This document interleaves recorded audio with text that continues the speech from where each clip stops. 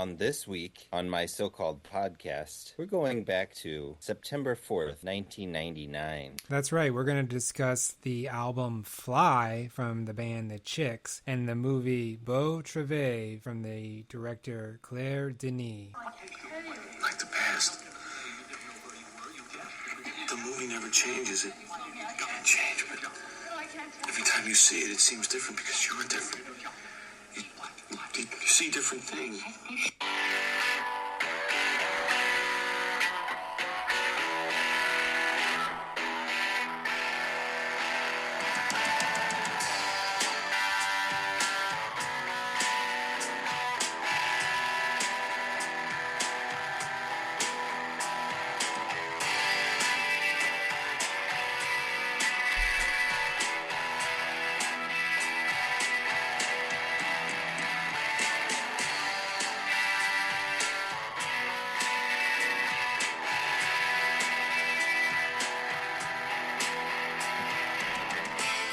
Welcome to my so-called podcast. I am Gary Linton. And I'm still Eric Spiegel. Still Eric Spiegel after all this time. Still Eric Spiegel. Still Eric, yeah. Still Spiegel after all these years, Gary. That's Paul Simon from the 80s. Yes. Or maybe the 70s, actually. But we're not a podcast that talks about Paul Simon stuff from the 70s or 80s. We are a podcast that talks about a movie and an album that were released in the 90s. And we are getting it not just under the wire. We've been closer, but we're pretty close to the end here with September 4th, 1999. Yeah, I mean, I feel like at this point, people are starting to make Let's Party Like It's 1999 jokes pretty much daily in September. In September, yeah.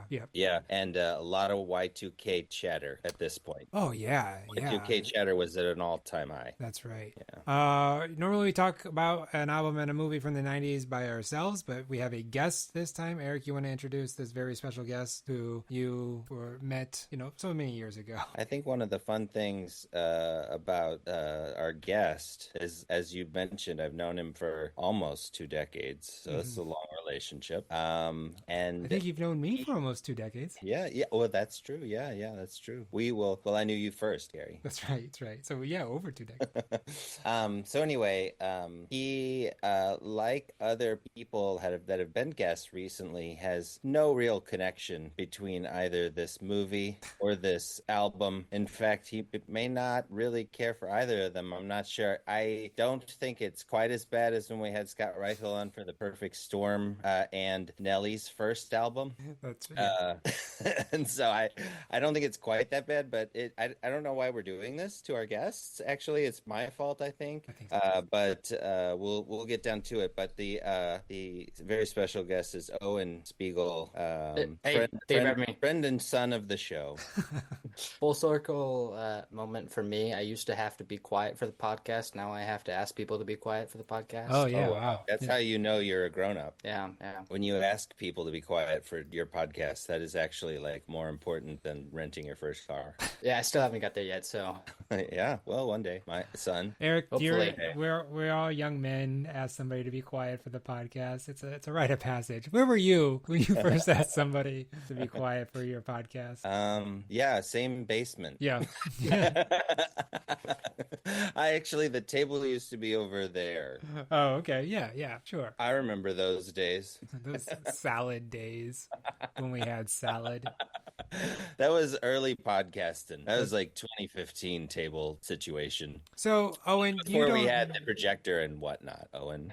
Big upgrades. Owen, Still you're unfinished not a basement, though. big fan of the Chicks? I wouldn't self-identify that way, no. Okay. And French films that exist. No spoilers on your opinion of Beau Travail here. You're going to have to find a way to... Yeah, I feel like we're getting into this too early. Describe this film. Yes. French films that are essentially about nothing. Right. Oh, but about so much. Yeah, exactly. I guess that's why people like the film, because it is about nothing but about so much at the same time. Yeah. But we will talk about that in the second half of the podcast. podcast. I mean, the TLDR is that doesn't keep it from being boring at times. Yes. Okay, Eric, what were you doing in 1999? Well, it's funny you should ask, Gary. I didn't think it was that funny, but I've been by a clown. It's funny you should ask because we're doing a podcast about this very thing. Do I amuse you? Funny how? Yeah, like you're a clown? Yes. Like a jester for my amusement. Yeah, exactly. How would he have handled that if the guy was just confident? He's like, yeah, you're kind of a funny guy. You're like a clown. Yeah, I think like of you as a clown. Exactly. Okay. You would have gotten shot in the other toe. So I had recently moved back to the dorms so that I could be an RA because it was such a good deal. I'm already out. And all my roommates so I had 3 roommates, and one of them was graduating, and the other 2 were like, we're getting an apartment without you. Legitimately what happened. And I was like, okay, looking at single apartments versus the deal in the dorms, and that was a great deal. So I remember walking over to so on the top 10, spoiler alert, The Sixth Sense is on the top movies, and I remember a friend of the show, Alicia Spiegel, picking me up in her car, Acura Integra at the time, to drive us to the Hollywood 14 in Columbia and watch The Sixth Sense. So that was at the dorm she was picking me. So there you go. I have memories specifically of that. I also remember I checked out from the computer lab right around this time. A digital camera in this era was very large and pictures were very unimpressive. And in charge. Digital cameras were large and in charge. Yeah. And the only way I had to get the digital camera to a way that anybody could see it was to print it out on paper. Oh, this was a digital photo. For some reason, I was thinking video camera. So it's a copier? It's a Xerox machine. No. It takes photos. Like I have a picture of Alicia, but it's paper, and I don't have any other way of it. Anyway, that was that weekend. It was like for some reason we were in St. Louis that weekend too. And we went to the Greek festival that's always on Labor Day. The thing. Okay. Well, there you go. I remember this very well. This era. Because I don't remember anything about September 4th, 1999, Labor Day. Sure, there was a barbecue. There was a barbecue is an incontrovertible fact. Okay. About basically any date ever. No, not necessarily. I mean, it's just the definition of barbecue that you have to... There are definitely some Texans having, New Year's Eve barbecues. Well, all right. I'll concede. Well, and the whole continent of Australia is getting shrimp on the Barbie on New Year's Eve as well. Yeah, because, it's or anything on the Barbie, honestly. I think they eat all kinds of meats. Yeah, okay, yeah. I can see that Australians eat a lot of meat, but I don't remember 1999. No, and you don't have any memories of 1999. No, I don't have much to contribute here. Okay. Yeah. Well, It's really hard to remember years before you were actually birthed. It's even harder than the first 3 years of your life. Yeah, it's hard, but not impossible, according to my friend Shirley MacLaine. That's true. Yeah. So she's your present tense friend. Exactly. That is wicked awesome. Yeah. Hey, speaking of Wicked, this episode is sponsored by Wicked. For the good. Movie. Yeah, the movie. I feel like there should be somebody that pops out of the corner every time they advertise that says "for good." That's right. Do I have to be like Kevin Hart? Really in Kevin contrast Hart or Bowen Yang. Yeah, sure. Bowen Yang could do it. He's got those little clip-on glasses. Right. He could do it. I think that'd be good. So it's just like Wicked, rated PG-13, and then he's like, "For good." That's right. Well, yeah, you should become the next marketing head of is it Universal Pictures? Is that what? I don't know. I have no idea. I don't know which conglomerate. I think it's Doritos that made Wicked. A24. That's right. I think it's KFC that made Marty Supreme. That's right. Ford Motors. Lockheed Martin. Yeah, exactly. Whenever I had packages sent to me in the mail by Amazon, I thought that was neat. And then whenever it came really fast, I thought that was neat, but unnecessary. And then they were like, now we're a major motion picture studio. I was like, that's not related. That's right. Well, no, yeah. And now we're a grocery store where you can pay with your palm you print. Because we're definitely not the bad guys. Let me give you a little feedback on that joke with when I ordered books from Amazon as a good starting point. I thought that was really cool. You knew them in their Seattle only days. Exactly. So I could do that. I could say, I remember when I was trying to decide whether or not to buy a book from barnesandnoble.com or amazon.com, and I got them mixed up. Yeah. That is a legitimate true story. And- I had like the and- passwords mixed up. The websites look the same. It was just book. That was almost that's Amazon's website still looks the same. Amazon's website is an eyesore, but not quite as horrible as the Xbox Series X home screen, which is just like shapes everywhere. Okay. I'll concede that too. Oh, I'm sorry. shade, Microsoft. Exactly. Ouch. No, it is a mess as compared to like the Switch home screen, which is nice and clean. Okay. All Okay. right, IGN. Exactly.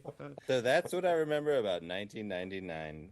Well, I think that's a perfect segue to start talking about the Chicks, right? The Chicks, the album Fly. But before we talk about them, I'm going to tell you what was Can I just hop in and ask what was the perfect segue?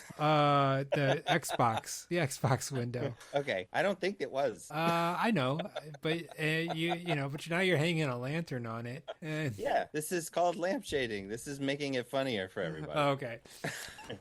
Let's see. I lost my window for where the top 10 singles. I have it now. Okay. These were the songs that were playing on the radio the same week that the Chicks released their album Fly, which was September 4th, 1999. Actually, they released it a week earlier, but let's not split hairs. Okay. Number 10. We would love for a fan to fact check us. It would be engaging with our content in a way that's never happened before. That's right. Exactly. Number 10, Someday by Sugar Ray. Someday, when my life pass me by, I look that's it. around for another try, then I fade away. Yeah, Sugar Ray, they were hot there for a minute, and they had that 15 minutes of fame. I think we've talked about that, how their second album was called 1459. So they were Right, definitely... but that's the second single off the that were both very popular. Yeah. So they stretched it. Yeah, they did. Stretched the 15 minutes. It was their last hit album. I mean, very prophetic. Yeah. They knew what they were doing. There's that one hidden track where it's like, our lead singer will become a game show host. That's right. Number 9, If You Had My Love by Jennifer Lopez. So that, I think, is the first Jennifer Lopez single. And I remember the video for it because that was back when I had MTV and they played Such Things. If you had my love and I gave you all my trust. This would is you Oh, that's right. and call 1999 me was a baby? very big year for Latinx performers because number Yeah, 8, she's huge. For Smooth. Latino and Latinas. Correct us, Owen, real time. Oh, How do we no. plural correctly here? Nope, not gonna do that. What's going on? Nothing. Go ahead. Okay. It was a big year for people that were of culturally enriching countries. That's right. Big year for diverse peoples. That's right. Because number 8 was Smooth by Santana, but featuring Rob Thomas. I mean, for me, my first time I ever heard that song, I really liked it. And then whenever I read Rob Thomas's name or heard it, I don't remember which, it definitely had a big question mark, exclamation point at the end of it. Like, do I like Rob Thomas now? What's happening? Yeah. I think I didn't. I think the first time I heard Smooth, I liked it, but by the end of the first time I heard Smooth, I was like, oh no, I'm done with this song. Yeah, which is not the song's fault at all. Yeah. If it wasn't overplayed like it was, like, we would think it was a jam. Because the first, like, 5 or 10 times I heard it, I was like, this is the jam. Yeah. I think I liked that. Santana also had Michelle Branch, right? She was on one of her. Yeah, she was the first single off of the next Santana album, which was everybody bought Supernatural, and then like 1/10 of everybody bought that next one, and then Santana was just back to being, a traveling right. touring musician. He had a Playing big peak Black 70s Magic Woman. too. Yeah. Interesting. I think, guy's a legend. I'd love to see him play live. Yeah. Number 7, Where My Girl's At by the band 702. You better believe it. Yes. Where my girl's at, from the front to back. Now, as you're feeling that, put one hand up. Can you repeat that? Try to take my man. See, I don't need that. Where my girl's at. That's right. And number that one? 6. Yeah, I remember it. Owen, you remember it? Oh yeah, big time. Yeah. We're always playing that at the function. Oh, yeah. I not only remember that that song. I liked that song. Did you like the next song? Number 6, Bills, Bills, Bills, Destiny's Child? Oh, you were trying to make a reference to Bills, Bills, Bills, and I wasn't laughing one time. And then I played this for myself, and then that was the first time I'd ever heard it. Oh, okay. What I like to do with Bills, Bills, Bills is just come up with all the other kind of bills you can pay. Because that's what she says. Pay my telephone bill, pay my electric bill, pay my water bill, Wi-Fi. Wi-Fi bill. I don't think the bills is separate from Wi-Fi, but that's okay. Okay, where do the bills come in here? Oh, here it is. Can you pay my telephone bills? Can you pay my automobiles? Can you pay my bills? Can you pay my telephone bills? Automobiles. That's really all she wants, I feel like. The cell phone gets a name dropped again here. Man, this is a long story. No, again, to the chorus. Telephone and automo. Yeah, I know. It's only those two. I just kept wanting to come up with other bills, though. My insurance bill, my health. My healthcare premium. Exactly. Number 5, All-Star, Smash Mouth. United Way, pre-tax deduction. Owen, you like All-Star? Sure. Yeah. Oh, yeah. We had from we had Shrek. a sing-along at Austin Stadium to All-Star recently. Oh, nice. Between the third and fourth quarters. I legitimately remember the time in my life before I had heard All-Star, and it didn't exist.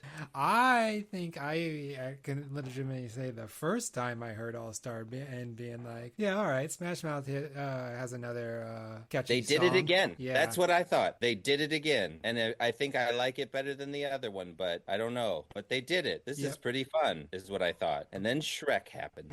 Yeah. And then Shrek happened. That's how I kind of, there's BS and AS. Before Shrek and after Shrek. You can do that. That's easy shorthand. That way you don't have to say in the last millennium. That's right. You just say pre-Shrek.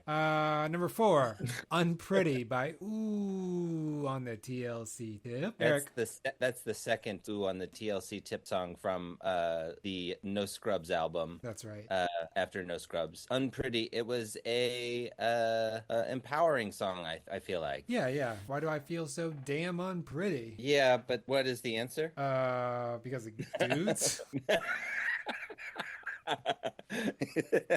And that's the chorus. It's like, what's the problem, dudes? What's the problem, dude? That's right. This one's a little bit out of... No, I guess not. I guess this was time as boy bands. Number 3, Summer Girls by LFO. Oh, that's... I like it when girls wear Abercrombie and Fitch.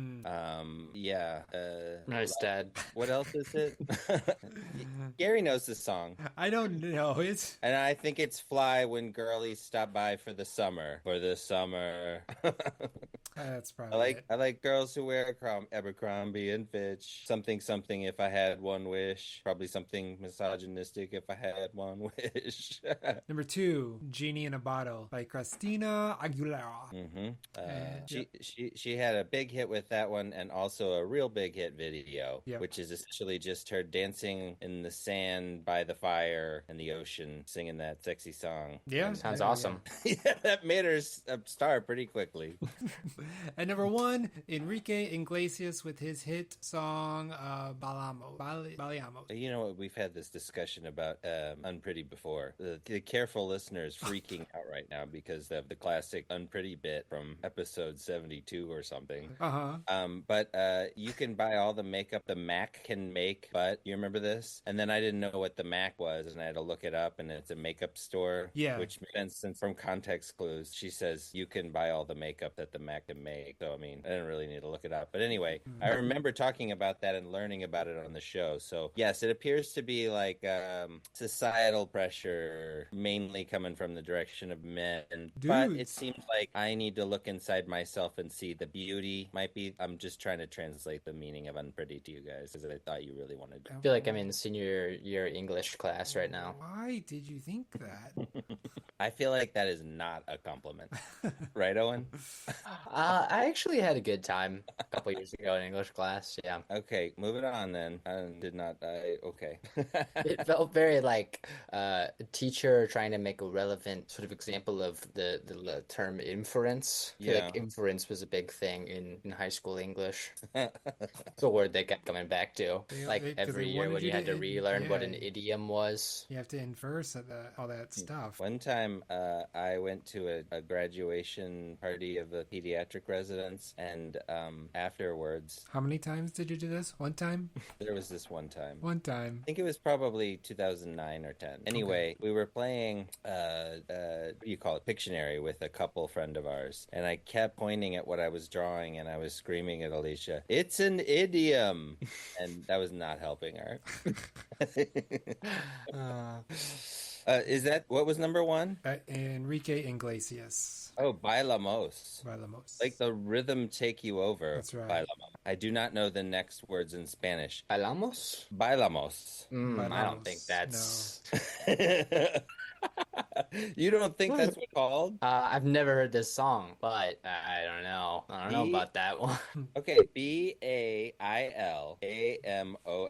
Yep, yeah. Bailamos. Bailamos. Yeah. Sí. Okay, sí. Esta noche bailamos. Quédate conmigo.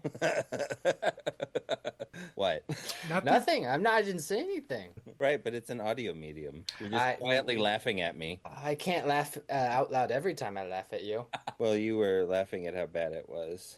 No, I was. Oh, and laughing did you at take how Spanish? funny it was. I did take Spanish. Yeah, I did. Yeah. Well, all right. Anyway, so big hit. I think that was his, like, look at me. I've got a big burst song. I'm famous. You Don't you think? like, look at me. Me llamo Enrique Iglesias. Right, and J-Lo's Mira. J-Lo's at number 9, her attempt to become a big, successful singing and dancing star worked. Yeah. Jenny from the block. There was no singing and dances Jennifer Lopez before this song. She sang and danced on In Living Color. Well, she didn't sing. No, she right. danced, Yeah. and there was no albums of her dancing on In Living Color that you could buy. Because there's albums of her dancing that you can buy now. Photo albums. Oh yeah, I guess so. It's one of those flip books. That's right. Like the horse galloping. That's right. Yeah. So that was the top 10 songs. So that brings us right into Chicks Fly. The Chicks and Fly, and we like to ask our guests the either or question to start things off. Owen. Oh, the either or. Yeah, Eric's gonna ask you an either or question. Okay, gotcha. I was gonna ask this. So with regards to the Dixie Chicks album Fly, real simple one. Either you would listen to music by them on a different album, or you would probably not do that. I've listened to it enough now that I am kind of curious what maybe their top 5 sounds like. I don't think I would go listen to another album now. I think this was their biggest album. No, am I right or wrong? I believe so. Their first album was humongous. Yes. And then this was even bigger. Well, you've got Wide Open Spaces. It was their as first well. album. So the first that's major first label album. And as the trio. Oh, so that's true. We did this first album, so we should actually be experts at this part, Gary. Yes, because they kind of were one band and had 3 or 4 albums, and then Natalie Maines joined them, and they signed to a major label, and that was Wide Open Spaces, and that's when they became the Dixie Chicks as we know it. So we kind of call Wide Open Spaces their first album, but we know it's not actually their first album, so please don't cancel us. Gary, that was a very succinct summary of that situation, and I appreciate it. Yeah, that was good. I think Natalie Maine's vocal stylings are inarguably virtuosic. Is that a word? I don't know, but it is now. Yeah. Their virtuosity, starring Denzel Washington and Russell Crowe. Yes. She's a really, really talented singer and has a really, really powerful and unique unique voice, I could see it being polarizing. Well, especially so. Sorry, Owen. You said you don't think you need to listen to another album by them, but you wouldn't be open to listening to maybe their top 5 songs. Yeah. Okay. Yeah. So yeah, and then that got us into this conversation. Okay. So I was gonna say about her voice being polarizing. I think one of the problems. So, Like your sunglasses, not, Gary. yeah, they are polarizing. I'm not a huge modern. Personally, country I music hate fan. Gary's sunglasses. Let's get off But my he sunglasses. looks pretty cool in them, you have to admit. That's right. I don't. There was a time where the pop country was big, and the Dixie Chicks were part of that. Shania Twain was part of that. Garth Brooks, and I feel like the Dixie Chicks were on the very tail end of that, maybe. And The pop country is back, though. yeah, it never really went away, but it gets more popular, Like the less Big Boy popular. Restaurant? Yeah, exactly. It never really went away. It's always there when you need it. Offering the same family-friendly and affordable menu as it's always offered. Exactly. But so I've never been a big fan of that. Some of the, I'll listen to your Johnny Cash, and some I definitely like country punk, your Uncle Tupelo's, your Jayhawks, Lucinda Williams. Alternative country, Yeah. is the way people would talk about that. That's right? something I enjoy. But for some reason, the Dixie Chicks, and speaking of Natalie Maines, I think I was going to say, especially like during Goodbye Earl, where she does this, I don't care. Yeah, Earl, I don't care. Get out of my hair. And it's just kind of like, it's an affectation that she's almost, but I know she has that accent, so it's not even. And that's- Earl. Exactly. Goodbye. And I just, a side note. Cheese. It tasted all right to me. Side note on that song, Earl, where that video was a fun one. No, not Earl. It was actually the Run Ready to Run, where they're all in. Ready to Run was such a big hit that I heard it at like Great Clips. Yeah, that was a song I had known before listening to this. Also, it was a hit. It was a big hit. I do remember the video of that. That video got played on MTV too. Yeah, it was Dennis Franz. Yeah, was yeah. Earl. Yeah. He was the abusive Earl, but then he was also Dead Body He was Earl. a dead body. Dancing along. Yep. He was like a meat puppet at the end. Yes. That is an interesting trivia question waiting to happen. Like, how many songs are about two friends plotting to murder somebody? Okay. And do you have the answer? I'm gonna go with 4. 4. I don't know the answer, but like, Come on. it seems like maybe just one, right? Yeah. Oh, it's a non-zero number. Anyway, yeah, but I think that everybody got into that being a story too. Like everybody knew what it was about too, and it was somewhat controversial. Although Garth Brooks also had a domestic violence song. Yeah, the Thunder Roll. Rolls. Yeah. Yeah, that's not about like digestive problems. And then I already talked Ready to Run, and you were talking about that. That was a big single from the Runaway Bride movie. Yes, and I think it might have been on that soundtrack that summer before this album came out. So it was like a little taste of the new Dixie Chicks album. Right. On this movie that lots of people will go to see, but nobody will remember. Right. Oh, and what did you think of that song, Ready to Run? It's the first single. I think it really sets the tone pretty well for this album. I think that's also the least twangy Natalie Maines' voice is. Oh. Do you think it's more or no? I feel like I'm getting some twang. Yeah. Yeah. I mean, that's banjo-y. That's true. Now, But it's confusing to me, though, because I think banjos are cool. right, Kermit the Frog plays it. Steve Martin. Just like all the cool people do. Yeah. Kermit the Frog is probably the coolest person that plays the banjo. Right. Besides those Deliverance people. Oh yeah, the people in the hills of America that want to just kill you for being rich. Yep. I mean, yep. I they feel like hate that's you. probably pretty true, isn't it? Yeah. These days. These days I'm there with them. I know. So- I feel like I want to join. Exactly. And it's not like I'm all that poor. But I feel like If I Fall, You're Going Down With Me is pretty not twangy. yeah, okay. And I'd say that's my favorite. That's your track 2 is your favorite. Track 2 is my favorite. Okay. I think we start strong. Well, so do you think like if I were going to make a running playlist, should I put Ready to Run on it? Maybe at the beginning. Okay. Track 1 on Track your, 1, Ready on to your, Run. your Yeah. running playlist. And then like So do you Pink start your Floyd's running Run? playlist in the shower, Yes. like beforehand? No, it's for like tying your laces and stretching if you're like an old man How like Gary. Okay, so is you it, I need to press play stretch. I need before to your stretch. shoes are on, is what you're saying. Yes. I mean, you could listen to it at breakfast. What do you think You're about? eating or you're going to run? And Well, taking I a don't shower eat. for No, some I don't reason. eat before I run. I like to run on an empty stomach. So, okay, well, Okay, I don't remember how "If I Fall" goes. Can you sing that? you don't have to sing it. This is Ooh. very mainstream country. Oh, I don't think we're hearing it, Eric. I don't think you. If I fall, you're going down with That's a me. catchy Go song. down with me. So You one guys thing get that? I've That Yes, always was I my heard singing. that, It's Erwin. just I one heard and that. only time. That was good. Thank you for doing Thank that. you. They I didn't. appreciate. Thank I you. guess they didn't. Natalie Maines only wrote like 2 out of these. She The last co-wrote 3, I believe. 3. Yes. Yeah, "Ready to Run" is by Marcus Hummin and Marty Yeah. Seidel. Oh, Marty's in the band. She's in the band. Okay, and then If "Let I 'Em Fall, You're Going Fly" Down is with Me, written by Annie Roboff and Matrika Berg. So it So, isn't. I mean, they do write songs, but their genre is definitely this slickly polished mainstream country sound, and I feel like that's what I find most objectionable about it is that I shouldn't be able to identify that. You know what I mean? Like I would rather listen to a band that's like they use these same instruments, but it doesn't have that whatever that is that I don't like about this sort of music. But this definitely was music that was popular in the country world that crept into the regular world. Like Yeah, you said. yeah. This was big. Yeah. big. But that "If I Fall, You Go Down with Me" is catchy. So is "Goodbye Earl." So is "Ready to Run," I suppose.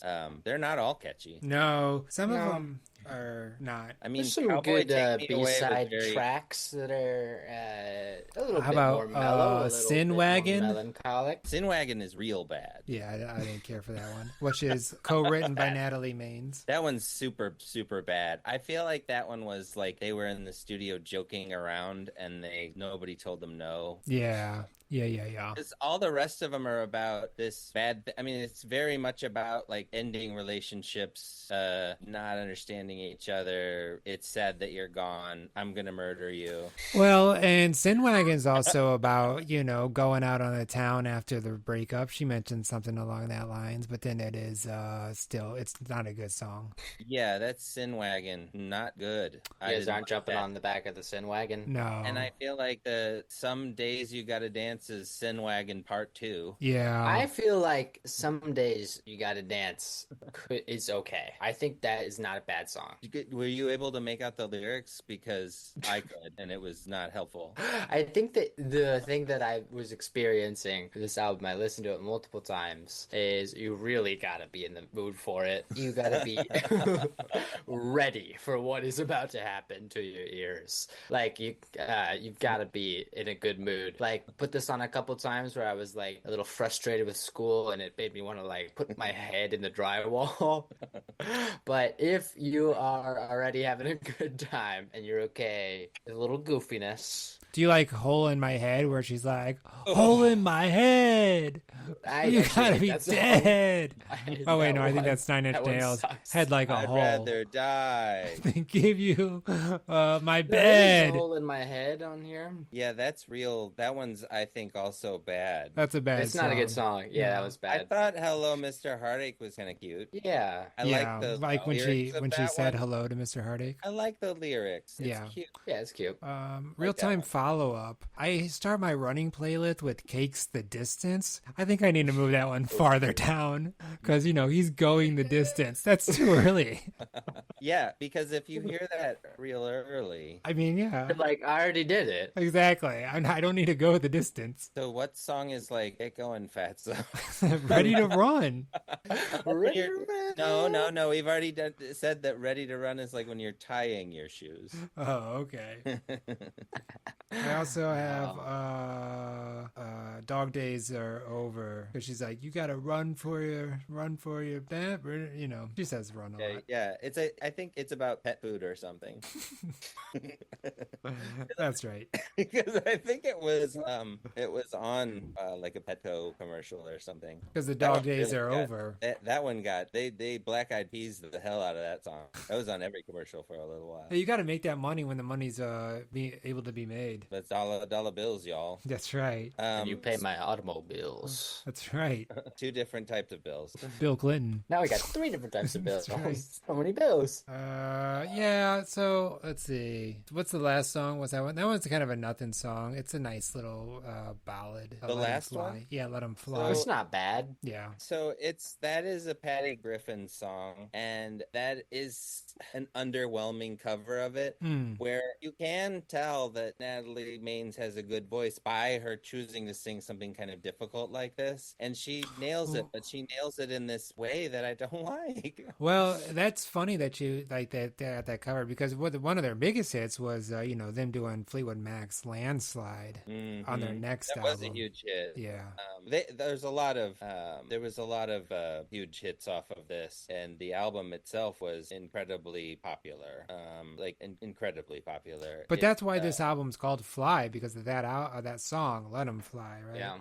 I guess so. Yeah. That's They what I sold 340,000 copies of this album in the first week. It's a lot. It's a lot. If any album sold 340,000 copies today, If any album sold 340 physical copies. Yeah, if any album had to make 340 copies, that'd be pretty Just impressive. one guy burning them. Exactly. and the album was on the charts for 130 weeks. Whoa. It's a lot of weeks. It became their second album to spend That's more than 2 years. It became their second album to spend more than 2 years on the chart since Wide Open Space. Owen, their this first is album. something Eric has taken to on the podcast, where he just reads Wikipedia to us. I'm sure this is what happens the last 3 podcasts.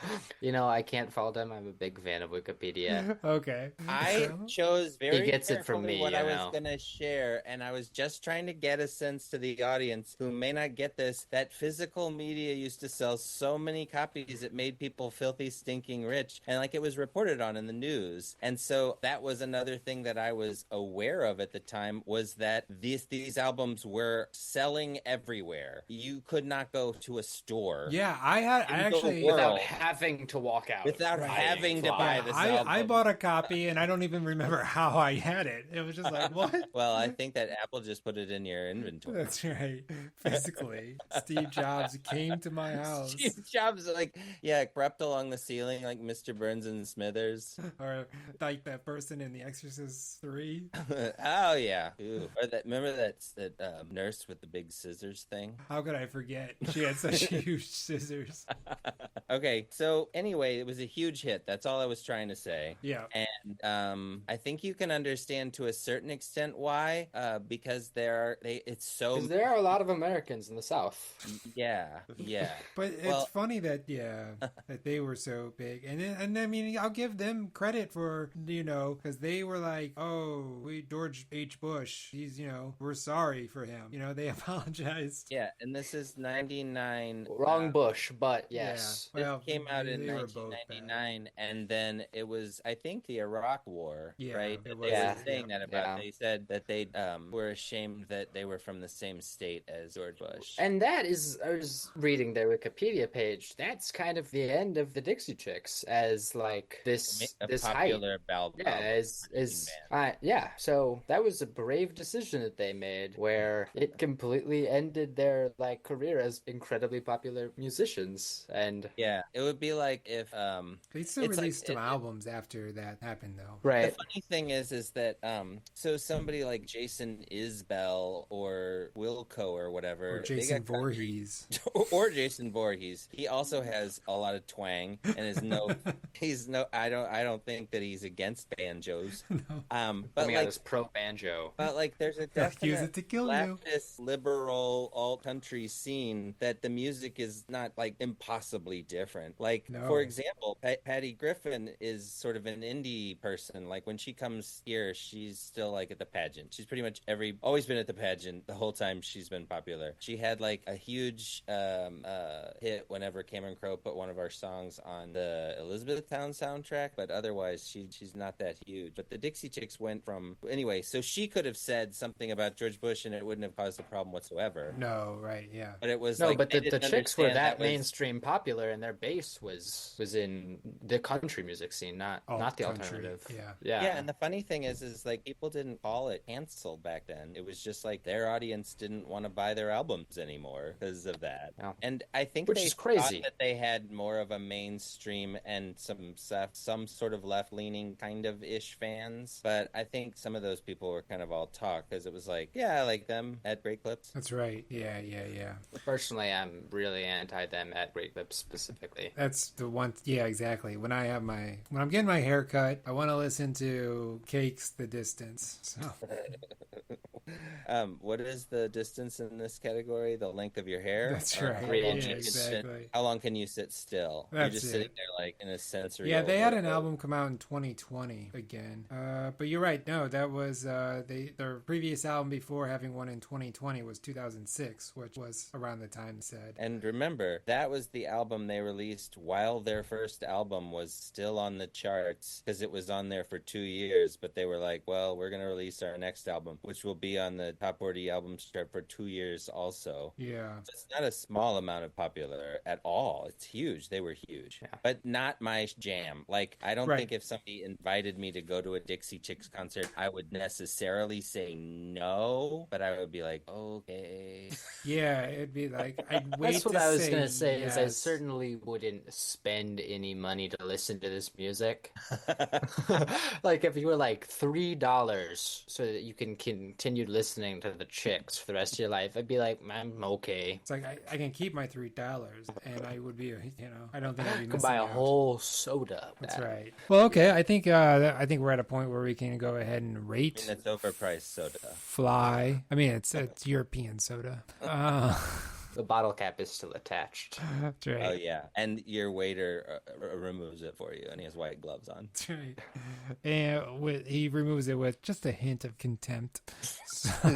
But it comes with the lemon wedge, so it's okay. It's all good. I guess you're in more of an American-friendly place. If you're in Barcelona, it's more than a hint. It's like dripping. an ounce of content. It's like a let's shoot tourists with water guns. exactly. Kind of That's right. Well, okay. We're gonna rate Fly by the Chicks. Owen, we have a 4-scale system. 4 stars means it's good. 1 star, not so good. How many stars would you give Fly? Well, I mean, do you want to know what 3 and 2 mean?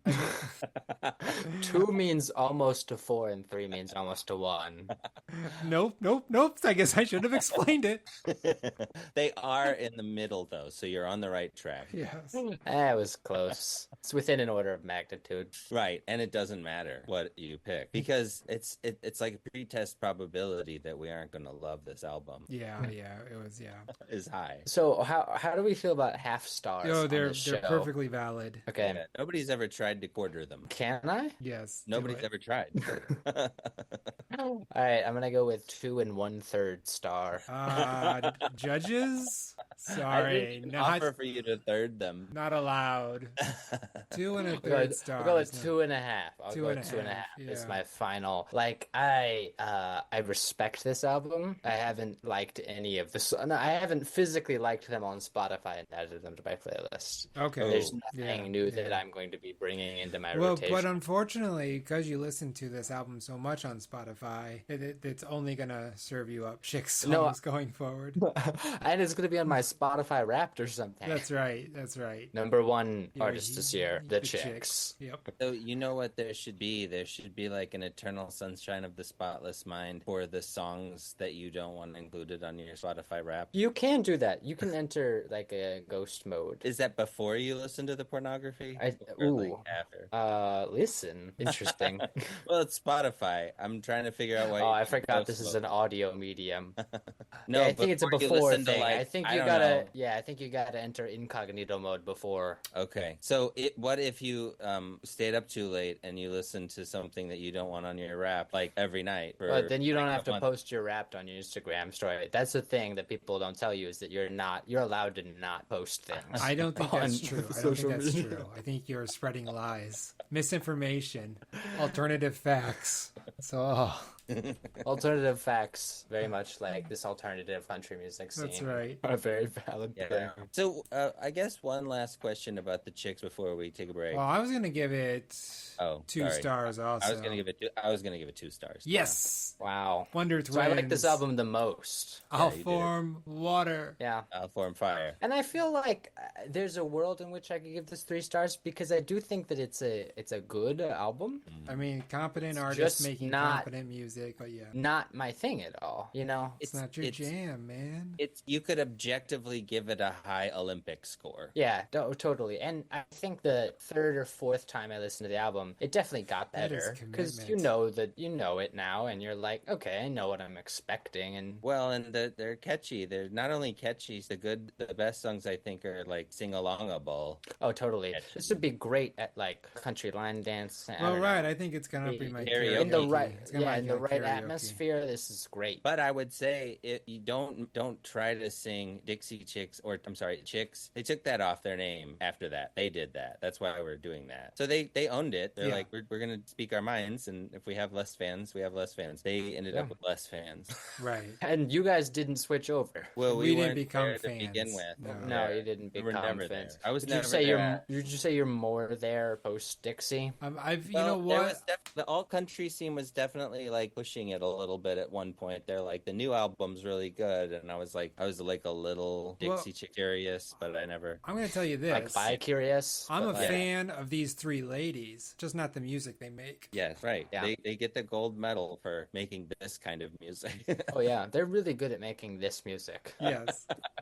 which we all despise. Despise is a really strong I don't word. think I would use despise. I think I'd go with either. hate. I'm just I kidding.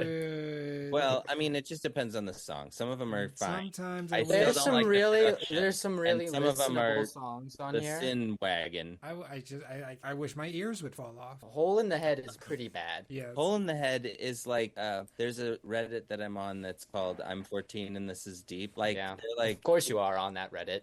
Ouch. That's and kind of hood. the Hole in the Head, like I've got an idea for a song, didn't work out. No. Yeah.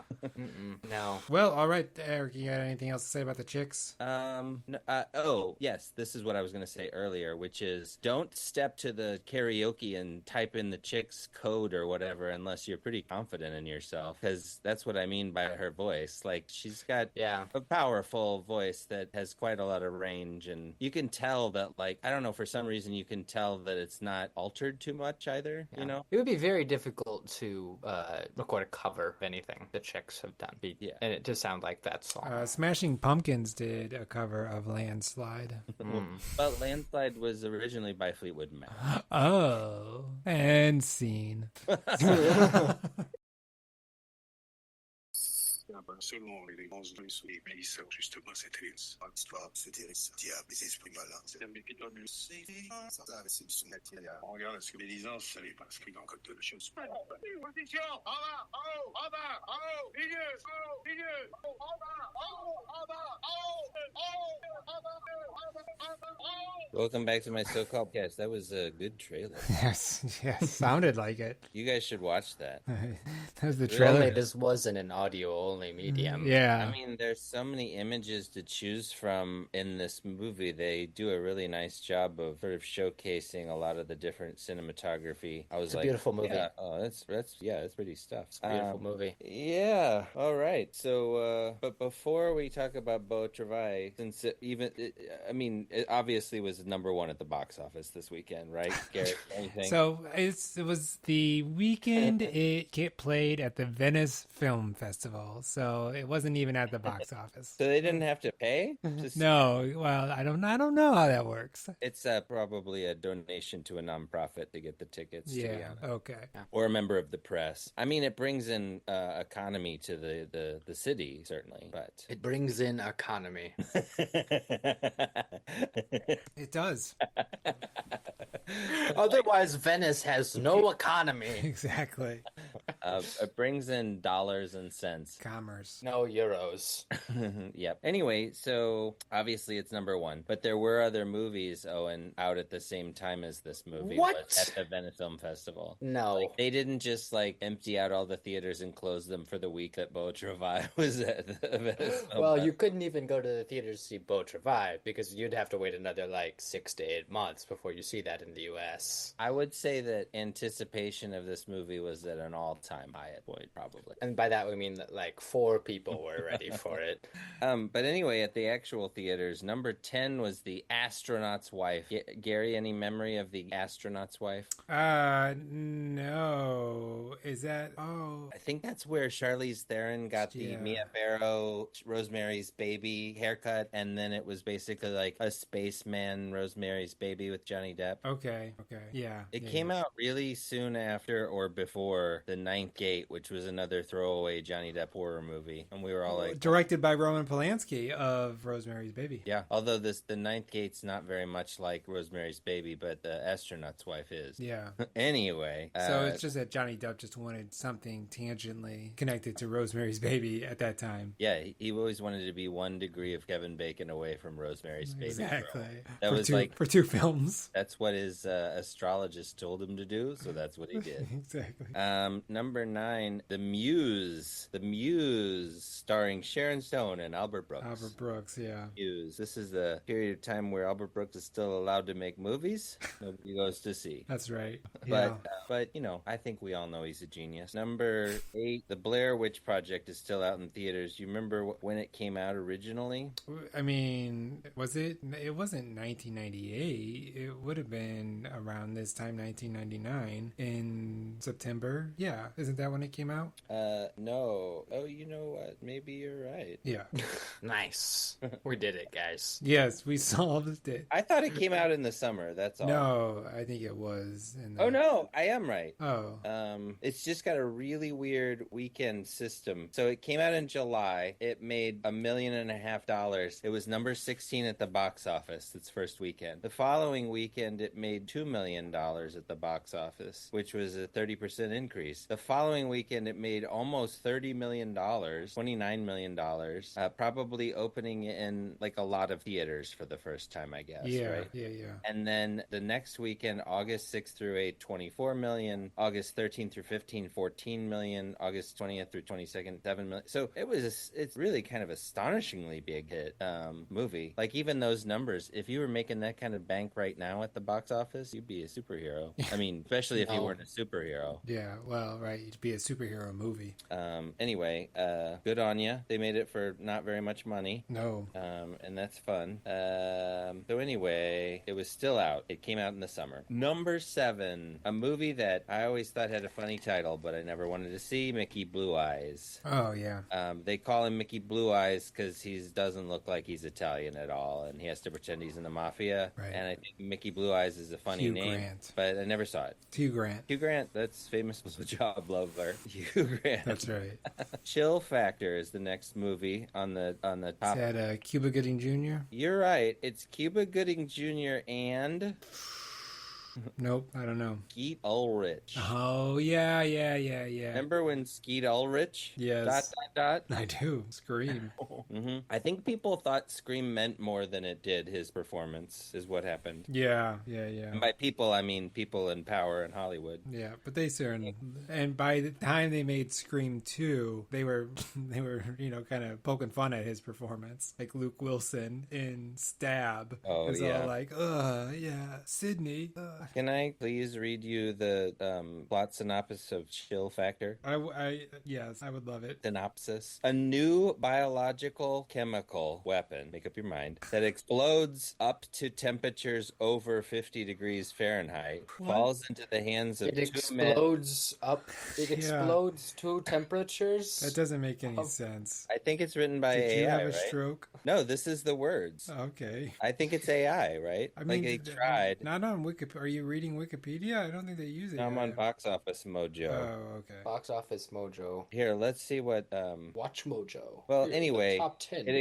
basically, I think the biological chemical weapon can't get over 50 degrees, and it falls into the hands of two men who try to make sure that it doesn't get stolen by a terrorist.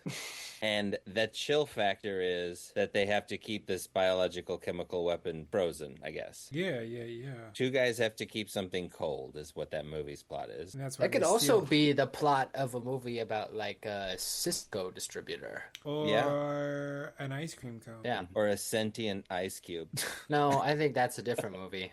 That's right. Number 5 is the Thomas Crown Affair. I love the Thomas Crown Affair, Gary. I love the Thomas Affair Crown. It has so many gems. I've never seen the OG Thomas Crown Affair, but this one is. I like this movie more than I like any Pierce Brosnan James Bond movie. And Rene Russo's in that, right? Yeah, and Dennis Leary is pretty good in it. Yeah. It's good. It's about a guy that steals a priceless work of art from the Met Yeah. in A lot of top New York hats City, and apples. It's a lot of Because that's the Ocean's apple. 11 energy. Yeah. You know, it's a caper, man. Yeah, it's a good one. It's a good one. Anyway, number 4, Bowfinger, which I know made me laugh at the time. I don't know if it would still make me laugh, Gary. Yeah, right. I don't know. There is a funny name to that movie has Eddie Murphy as sort of like a Scientologist, I guess. Well, he plays two parts. Eddie Murphy does, because he Right. plays the big actor. He plays this main actor who's like superstar, and then he plays Bowfinger, who looks like the superstar. That's right. That's right. That's convenient that they got him to do both parts. Yeah, it really was. Eddie Murphy, the famous actor in the movie, is in a movie called Chubby Rain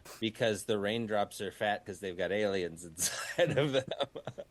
I Eddie remember. Murphy, very nostalgic to myself because of the Netflix hit Daddy Daycare. Oh, there Which- you go. Like I've seen with my siblings probably like 14 times. And that's basically where you know Eddie Murphy from. Yeah. He's also the voice of Donkey in Yeah. Shrek. He's also in Haunted Mansion. Yeah. Another big hit from the childhood. Yeah, you really were watching some bad Eddie Murphy content. The I thought it was great. clumps. There's a part where he puts on a broccoli suit and then he wrestles a carrot. It's peak cinema. In the Haunted And- Mansion? No, in Daddy Daddy Daycare.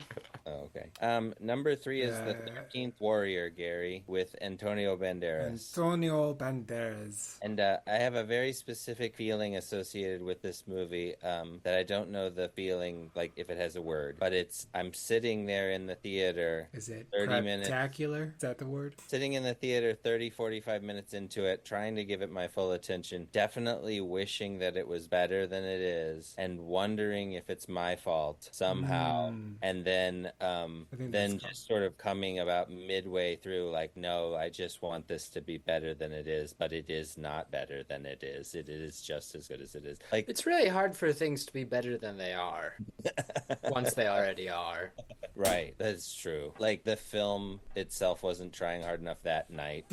Yeah, it's not Broadway. Anyway, I didn't care for it. Number 2, Runaway Bride. Hey, Gary, remember ready, that? ready, ready to run. There you go. Things were more obvious back then, and by that I mean stupid. Yeah. There's a movie poster of Julia Roberts in a wedding dress, and she's tying her shoelaces because it's called Runaway Bride. So she's wearing like running shoes and a wedding dress. Can you believe that's so hilarious? And Do then, you think yeah, that she was listening to Cakes the Distance? Oh, Yeah, yeah, well, I'm sure. I think she was listening to Ready to Run because she was tying her shoelaces. That's right. She wasn't running yet. She's getting ready to run. It's just that's the whole playlist is one song for the shoes and then The Distance on repeat. Be a good playlist. Honestly, I feel like I could run for a long time. That's right. It's never gonna stop. Number 1 is the aforementioned Sixth Sense, which kind of went from Blair Witch being the big horror movie that could to The Sixth Sense being the big horror horror movie they could, which I think The Sixth 99 Sense is is a a big better year film. for genre filmmaking and good films all around. This top 10 is not a really great example of it. Sixth Sense is Sixth better Sense is the than Blair But Witch. the Sixth Sixth Sense is Sense the is a only much one on this list that I've seen. Oh, really? the Sixth Yeah. Senses. Yeah. Yeah, that You seems should watch the appropriate. Blair Witch Project. It's interesting enough. To No, I watch. definitely do need to watch the Blair Witch Project. I mean, it's just you probably get the drift through I think cultural you should osmosis. watch. Does it have anything to do with witches? No, there's surprisingly a runaway bride in there. Yeah. So. Yeah, the runaway bride is called Mickey Blue Eyes. That's her full legal name. And the fiance is the 13th warrior. And yeah, it's going bills, bills, bills. Anyway, automobiles. those are the top movies. Yes, you're right. The Sixth Sense is the best movie ever made by a guy I'm not certain knows how to make a good movie. Yeah. I do not know like what was going on. Like, was he? Do you think maybe M. Night Shyamalan was dating Polly Platt when he made Sixth Sense? I like that joke. I like it. I think it's a good one. It's a very clever joke. Thank you. Okay, so we're going to talk about Claire Denis, Beau Travail. Owen, this was based off the novella Billy Budd. Would you rather watch Beau Travail again or read Billy Budd? Okay, I'm gonna Google real This quick is, how I many think, pages. maybe one of my favorite either ors you've ever done. Oh, wow. I'm gonna think about this deeply. Because I don't know the answer at all. It's a little Billy bit of both. Budd. It says it ranges from either 74 to 104 pages, which I don't know how they're finding 30 more pages with font differences. You just do you go to page on Microsoft Word, and then you increase space between the lines. Or It's written in, like, you 32 bring font. You bring the margins in just a tad. It's just like a third of an inch on both. Yeah. I would say I think I will definitely watch this movie again in the future. Yeah. I can't say I will definitely read Billy Budd. I want to tell you another one. Like I watched this gotcha. On Turner Classic Movies, or maybe it was HBO Max that had Turner Classic Movies, and they did a host. HBO Max has like a Turner Classic Movies segment, Right. but you're linking to that website. And there was a host entrance to Beau Travail when I watched it. And I could have benefited from that. Yeah, the host said that this movie, Greta Gerwig says, is the film that taught her the language of cinema. See, I love that because I'd say she's definitely a top 5 director for me. She's a very good director, but either Greta Gerwig doesn't I don't know. Either Greta Gerwig is wrong or this movie, I don't see how you can learn the language of cinema from this movie. I guess it's a leading question. Oh, and really? Like, you don't I think you feel could like if- learn the language of cinema from this movie? I mean, it's a very beautiful shot film, but Yeah. that's not. Don't you think that Greta Gerwig's movies are beautifully shot? I mean, I think that's one of their strengths. Yeah. I mean, Barbie. Yeah, I don't know if I would quite call that a Greta. It's more of a niche. So, I mean, I think that if I were trying to guess what she meant by that, which seems like a fool's errand, Gary, I think I would just need to listen to more of the interview. But I do think that It's like a lost transcription. It burned down in the fire of Alexandria. Yeah, you can't get it. It just scraps. It's there's just segments. It's like the Rosetta Stone. Exactly. You just gotta take the bits and pieces that we have and work with that. But I think that the movie tells a lot of story in a very by not impressionistic way, but also like it show. I don't know. There's something going on with the storytelling where it's like this hypnotic thing where it doesn't follow the rhythms of normal movies, and it definitely is showing more than it tells. So I can sort of understand what she's getting at. Yeah. But definitely it'd be like a headline that I'd be like, well, what the hell does this mean? I need to read this article. Yeah, you definitely wouldn't go, Claire Denis, direct link to Greta Gerwig there. Totally get where that's coming from. I think Claire Denis is somebody that I have struggled to connect with as a filmmaker and storyteller. She's not responding to you on LinkedIn? Right, exactly. That's what's happening right now. She has a vampire movie called Trouble Every Day. She has this movie called High Life with Robert Pattinson and Juliette Binoche in there. Is that about the Miller? No, it's not at all. It's about like a plant-filled spaceship and sexual frustration, kind of. This is sort of like a Greta Gerwig movie. Yeah. And But- that's how I would describe the taste of Miller beer. But every time there's a film Sexual festival or frustration. That's right. every time Isn't there's that kind of what beer tastes like? Yep. every time there's a new Claire Denis movie, it is a big deal at the film festivals, I think, and with film critics. And then nowhere else. I swim kind of in those Well, circles. and Juliette Binoche, it's big for Juliette Binoche. I think she's been in the last two. Well, High Life was a fairly sizably budgeted movie too. Yeah. Anyway, so this one was the best reviewed, and that's why I wanted to watch it because I'm trying to connect with Claire as an artist. This was her best reviewed movie. Yeah, So- I think so. Widespread critical acclaim with special attention towards direction, acting, cinematography, soundtrack, and handling of its themes. Widely regarded as one of the finest movies of 1999, the 90s, and the 20th century, as well as one of the greatest movies of all time, according to that's- Wikipedia. Wait, Oh. Wikipedia does this thing where it does cite one of the greatest movies of all time. It cites like its source, but it's like if People magazine decided to make a book that's called the best movies of all time, it's like that's its source sometimes is some piece of crap. Yeah, totally. So, Wikipedia. real quick, this movie it's the French Foreign Legion What? in Algeria, right? Is it Algeria? No, They're in Djibouti. Djibouti. Djibouti. Okay.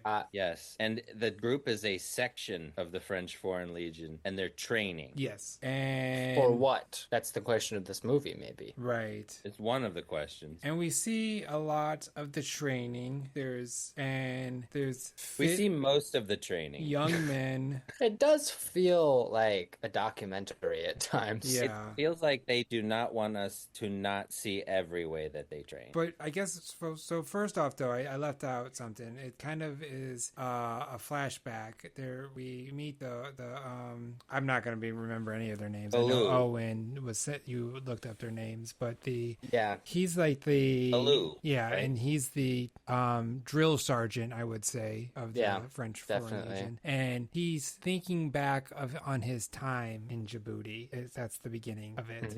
And it's mostly monologue, him voiceover, Yeah. talking about it, and yeah, I mean that's the movie. In that way, very Luke similar had- to Casino. Yeah. It's almost shot The for shot only remake of similarity Casino. between these two films. Galoop has a Djibouti girlfriend, and they often go out dancing. Yeah, that gets touched on at the beginning there, where they go out dancing a little bit. I But really like those outdoor dance clubs for some reason. I like those scenes because I was like, "What's happening?" Whereas, like the shorthand of a American movie would be like, like that thumping of the bass and dance clubs and lots of lights and stuff, and I'd be like, "Oh, I get it." But Okay. it took me a Yeah. second in this outdoor, like it was sort of like there were some walls, but not. What outdoor are you getting here? I don't they necessarily went mean it was dancing. outdoor either. I don't I- remember. Oh, it really? yeah. I like the world that you live in, though. So I don't think I mean, there was a part where they were outside the club. So yeah, but I think the dance club, I don't remember them like panning up and seeing the night sky. So it The was- famous So, and Djibouti I night guess- sky. I guess it's true that we decided that it's been a little while since we've seen this, right? yeah. I did rewatch last night. Oh, I did my homework. Good buddy. kudos, Instead of my actual kudos. homework. Yeah, wow. So, well, fact check me. What's the dance club like that they go to? It's a dance. It's inside, Perfect. like every Remember, dance. I think yeah. an outdoor dance club is called a music festival. Not if it's a DJ. I guess. I don't think. Well, first of all, no. Second of all, I think that Yeah, I don't think they had a DJs. DJ. So right. I think that was a Not necessarily. Oh, and what's his name? Galoop has a commandant that's Bruno Forrester, forest. Yeah. and he admired and envied many of Forestier's qualities. Right? Yeah. And then Sentan comes. I mean, I will He's say, a- I he's think one of that the- there's a sexual or at least paternalistic nature to the relation. Well, of Galoop, so- the way Galoop looks at Forestier. Galoop looks at Galoop, Forrest. like the way that Galoo admires. There's a love there. Yeah. Yes. What it Well, says. it's like when the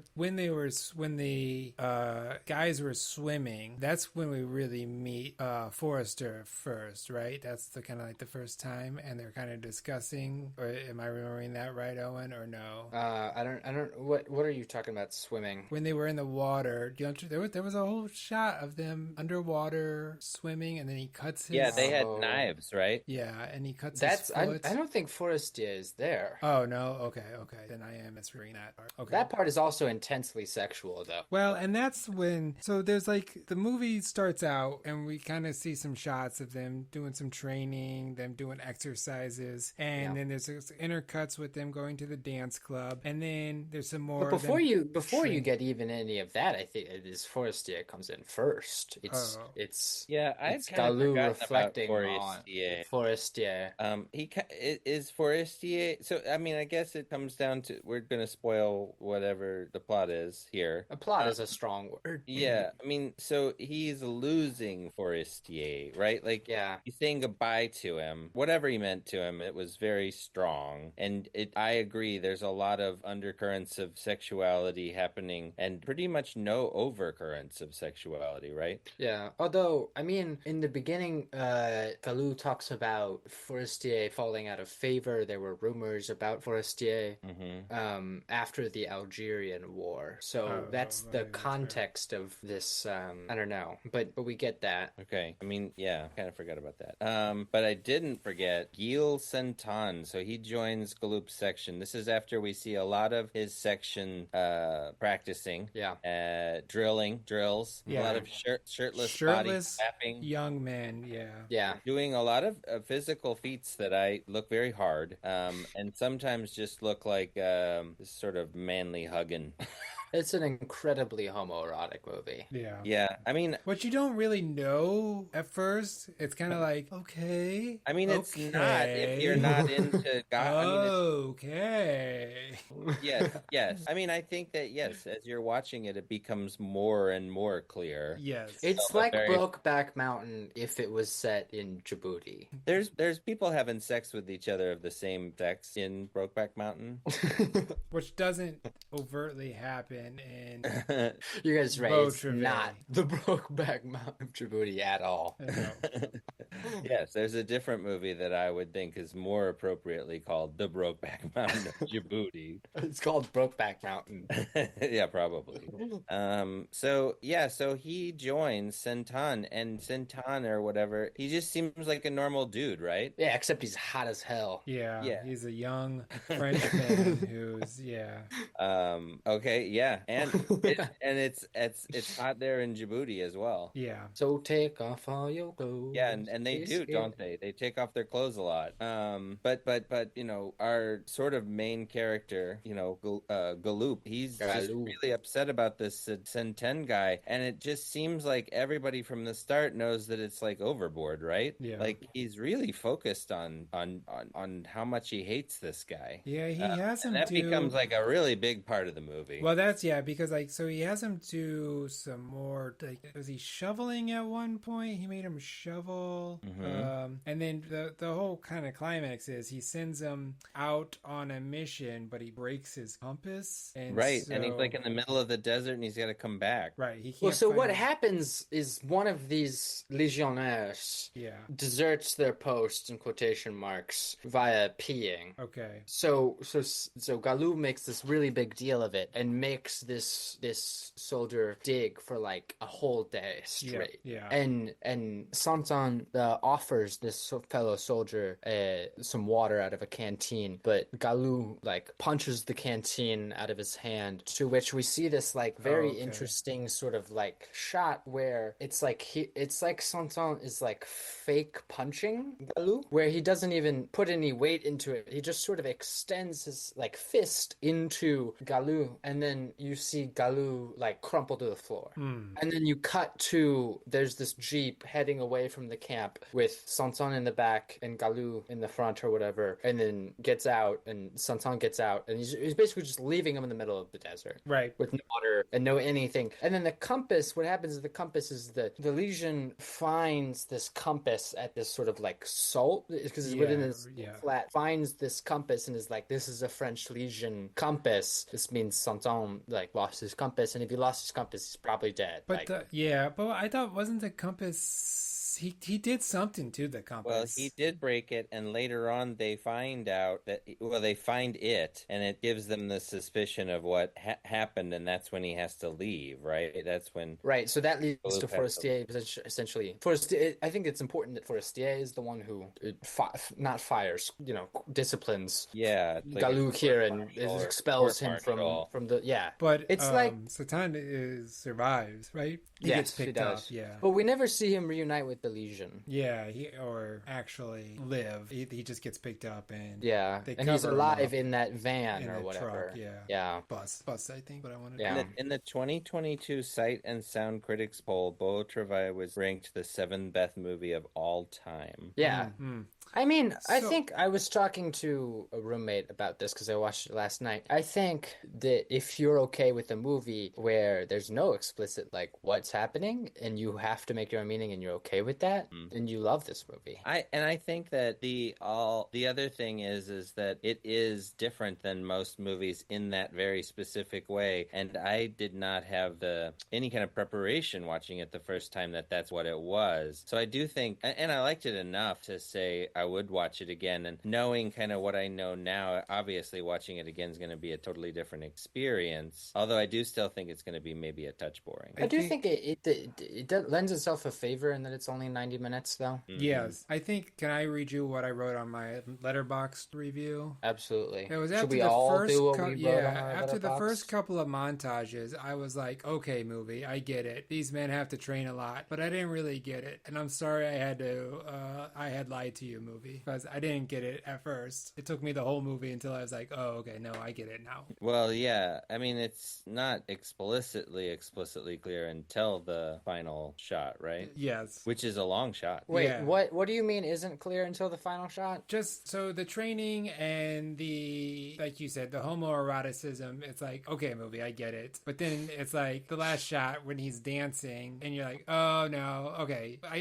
I do get it. Okay, now. what do you mean you get it? Because I also think I get it from the last shot. But what do you mean? Because I'm curious. Well, it just said how I guess I don't know exactly how. I mean, I get it because it's kind of like, okay, this character was frustrated, but then I don't know if he was frustrated because then he was able to go out and dance like that. So I was like, okay, Well, but I feel like what we're supposed to, I mean, so the scene before that is he's laying in bed holding on to a gun, well, yeah, right? he makes the bed, yeah.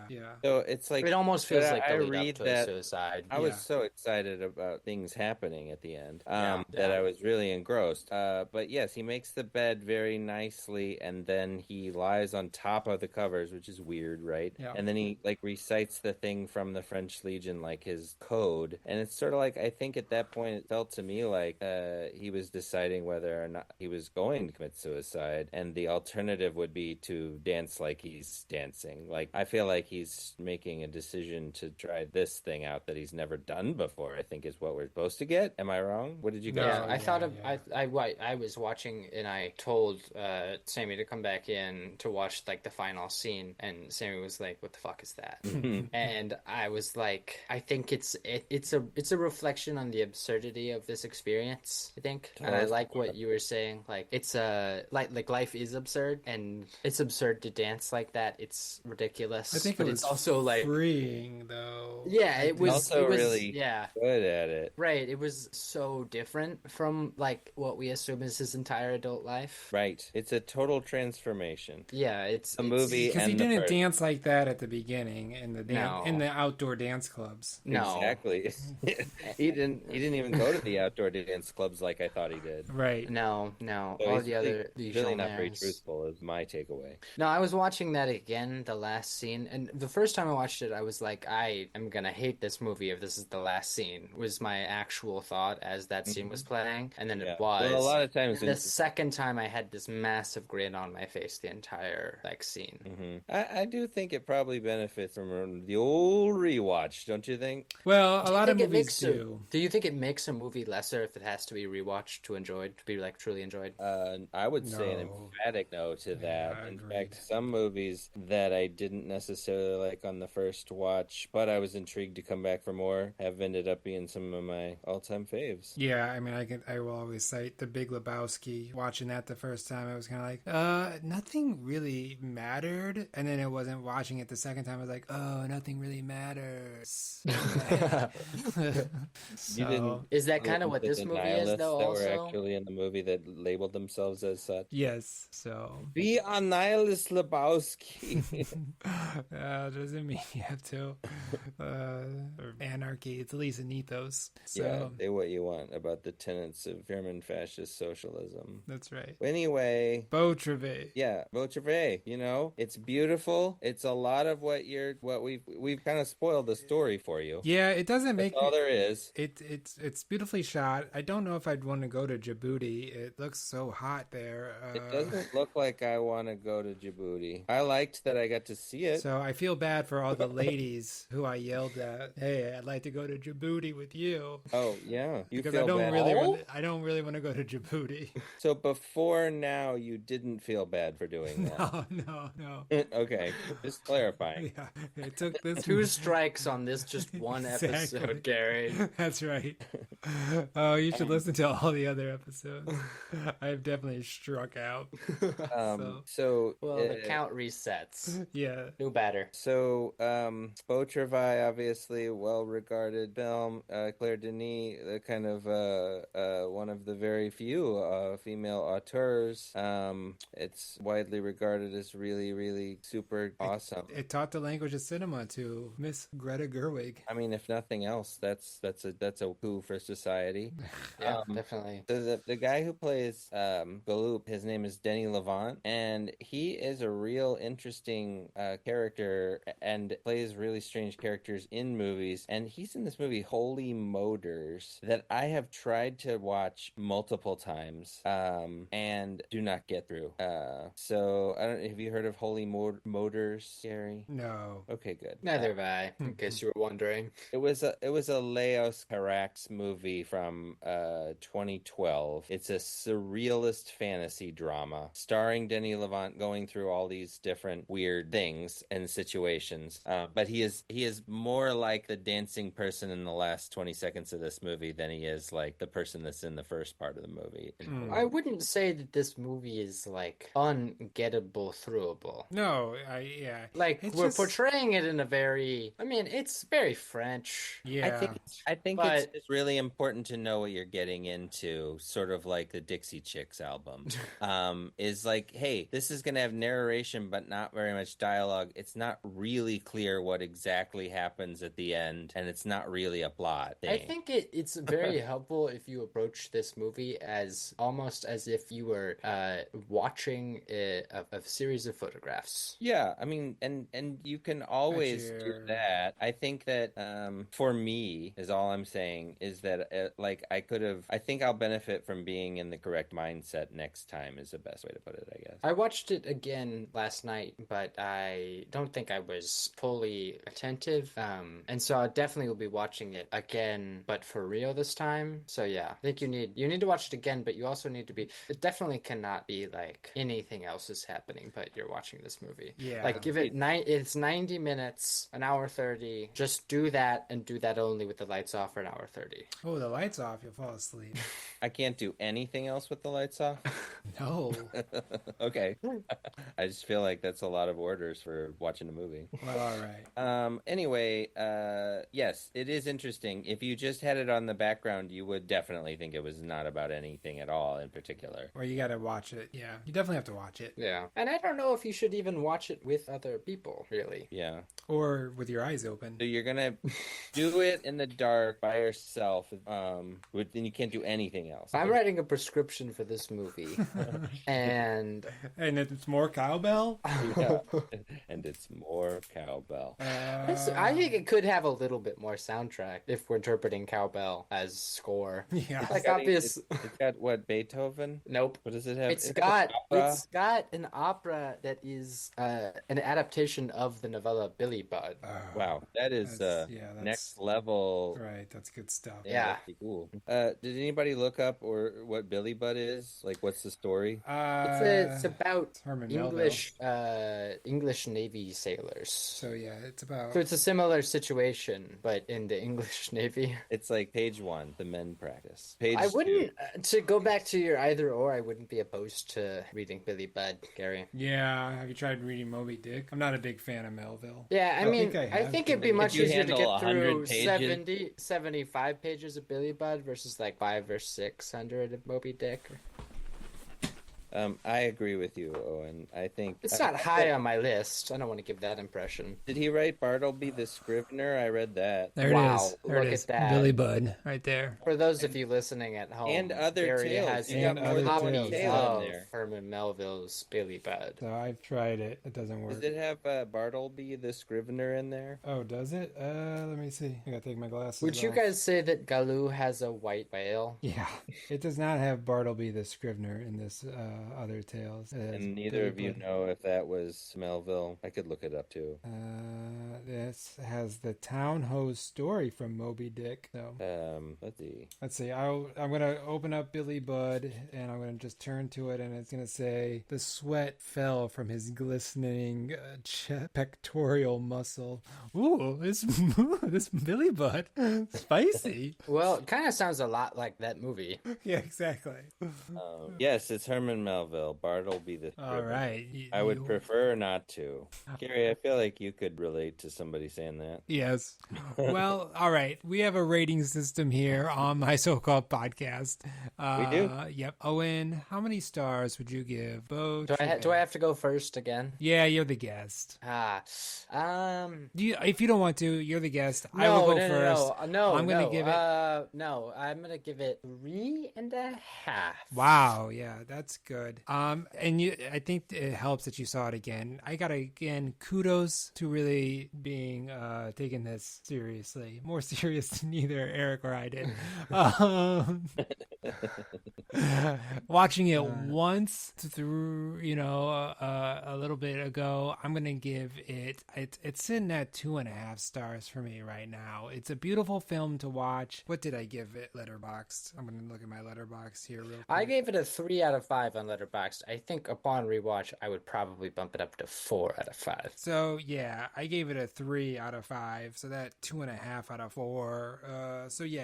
So This is the first movie I've seen that I would rate this, that the rating system is sort of hard for me in a very specific This is the first ever movie you've seen upon which the rating system is hard. yeah, I don't. Yeah, that was believe a pretty We gotta- bad- Never had struggle to rate a movie before.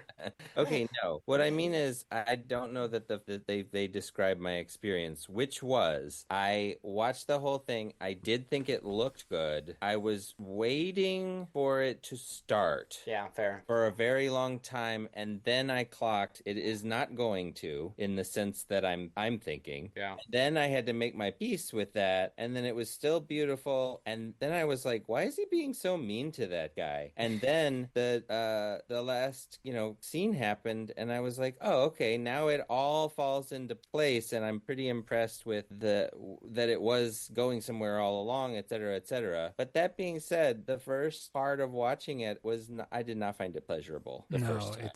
it's really slow, and like I said, it's like move it along. I get it, but then it's like, oh no, I didn't get it. Okay, You didn't, right? Yeah. I think my So, 3.5 is very light. Like, I think I don't want to give the impression that like I really loved this movie. No, like, I think because you- you I guys think are you're kind able of to taking the other appreciate- side. yeah. I'm kind But of what I been- really think is and that I think it's okay that you appreciate it. It's good. yeah. I It's also like it. something you maybe like the idea of more than watching it. Yeah, Maybe, right. and that's a very annoying thing to say. But I liked the thinking about it afterwards that I had, and I liked that it was something different than the normal conventional storytelling. But most of that happened after I watched it. So what I'm saying is not that I thought it was bad. What I'm saying is that I almost have to watch it again so that I can see what it's like whenever I know it's coming. That's all I'm saying. yeah. And your final rating is 3.5. half, just like you. Oh wow, yeah. I think without the end dancing scene, it is a two, maybe 2.5. Right, but I mean, like, that would be like, I don't know. It'd be like, yes, without a point, it would suck. Well, but I think that I don't know if I've ever watched a movie where the point of the movie was so wrapped up in one scene that's Yeah, 30 seconds pretty long. wild. It is pretty wild. And it's funny how it's also dialogue free. Yeah. Unless you count music as Well, dialogue. right. Yeah. And we have to say that what he dances to is the rhythm of the night, and that song is really, really good and also really, really funny. Yeah. Yeah, it's hilarious. Yeah. This is the rhythm of the night. Oh, yeah. Oh, yeah. I love that Well, song. okay. That just makes me happy, that song does. This has And been fade another out. episode of My So-Called Podcast. Yep. Owen, thanks. I think you're the first guest in, 14, 15 years that we've been doing this. No, not 15, 10 years, 11 years. You got there. Yeah, exactly. In another time zone. Oh wow. Yeah. Really? Never? Well, we've never had Western. We had Duggins from the East Coast. Oh, you're right. We did have, yes. First one two from time the Big zones. E. 2 time zones away. Yeah. So Yeah, you're pretty far away. It's still early there, huh? Oh yeah, the night is young out here. So thanks for hopping on and talking to us about the Chicks and Beau Travail. Yeah. My pleasure. Thank you. Thanks, Owen.